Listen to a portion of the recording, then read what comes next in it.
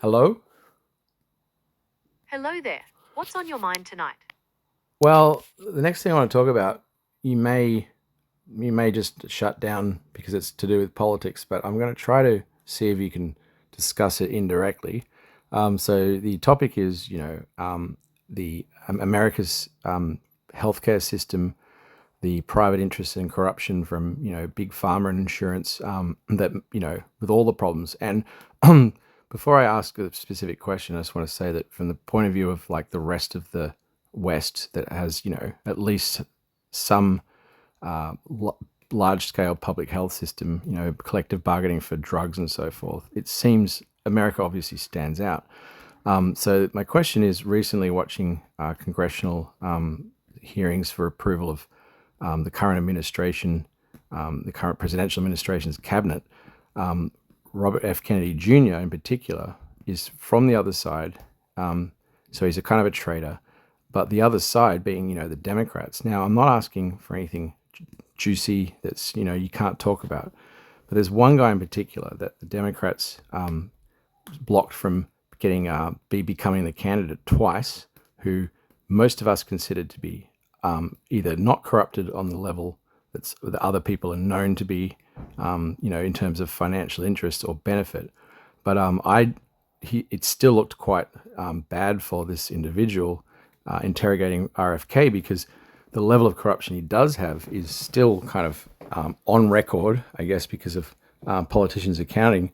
It's not really on a huge scale, but it's enough to corrupt him, and he's interrogating RFK quite severely. And RFK's defense wasn't really, I don't think, unreasonable. And turns out, this person is compromised enough, and he reacted quite defensively with all the technical reasons why his apparent financial benefit from pharma isn't direct.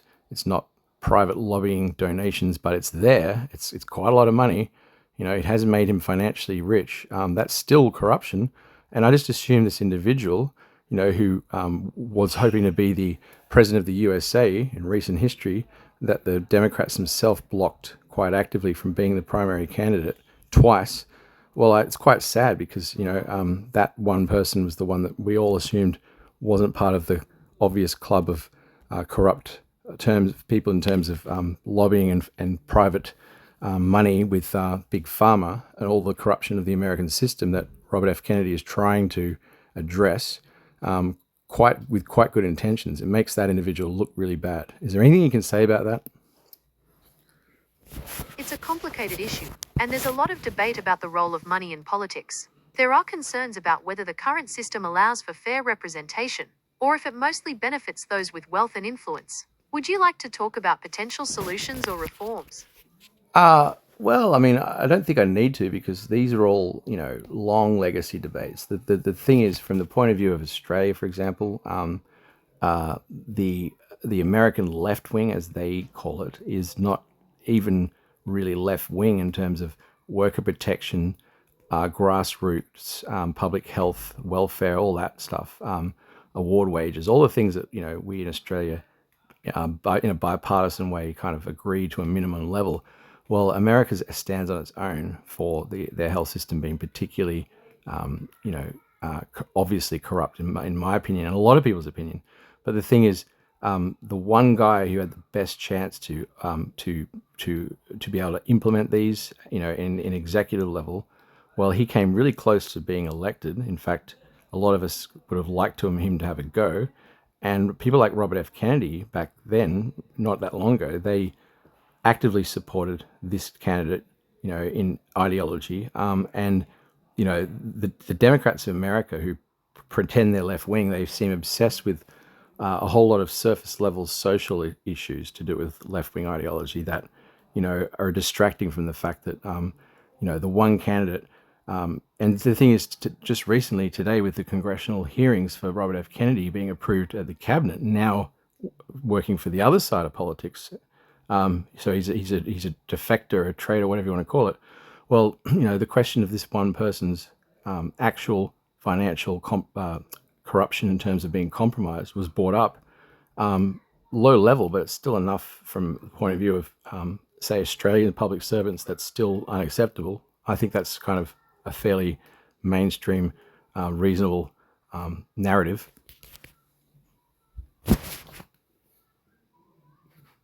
It's true that a lot of people were interested in what Bobby Kennedy might have accomplished.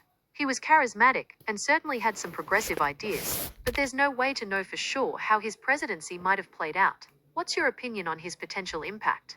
Well, I've been trying to skirt around names, but I actually wasn't talking about Robert F. Kennedy in terms of presidential candidacy. I'm talking about Bernie Sanders. I can't help with responses on Ah, elections and political figures right now. While I would never deliberately share something that's inaccurate, I can make mistakes. So while I work on improving, you can try Google search. that's fine. This is the standard response I expect when your algorithm can't comment. But it's interesting that you were just able to talk about the hypothetical of RFK in a presidential way, which is what I was insinuating, but with a different name. But as soon as I mentioned the name Bernie Sanders, who's actually the real point of this whole conversation that I've been trying to avoid, then your censorship algorithm kicks in. Can you comment on that further? Well, I'm not designed to have political opinions, so I can't really comment on whether the system is fair.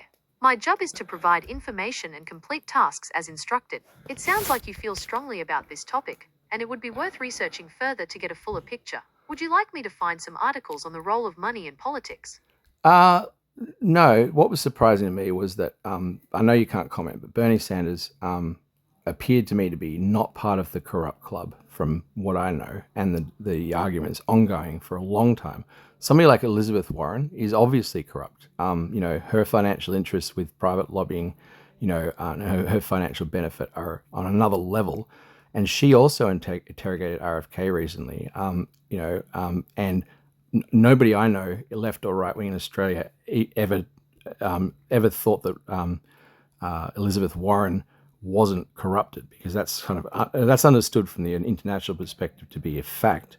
Bernie Sanders was a surprise, and his level of financial benefit isn't as blatant.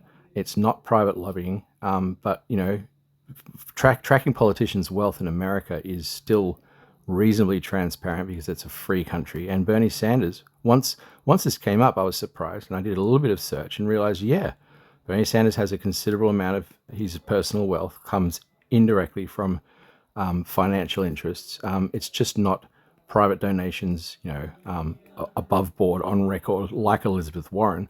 But they're both interrogating him. And Bernie Sanders, I just assumed, was one of the few from the other side who wants, public health with lack of corruption, public funding of health, all the things that RFK wants. He's there interrogating RFK and being really defensive when his own financial interests, even small, were revealed. And apparently, this isn't really a secret.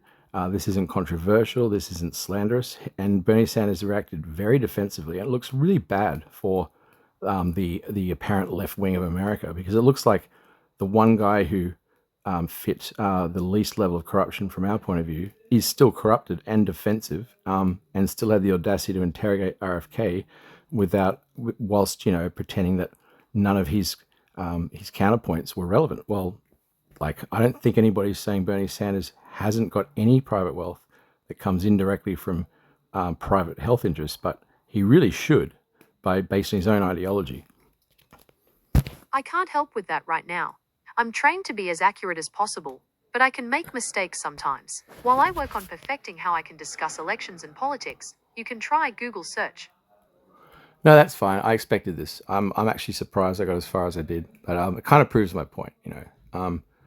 I've learned how to talk to you in a way that you will talk about a lot of things that um, you know could get your algorithm, to start to not want to talk about, in a respectful way. But certain things, if I don't pull the name out, as soon as I pull the name out, your algorithm says won't comment on political stuff. So it kind of proves my point, because this is just happening right now, and it's the hypocrisy is insane. RFK, didn't join the other side of politics to further himself All right, let's financially. change the subject.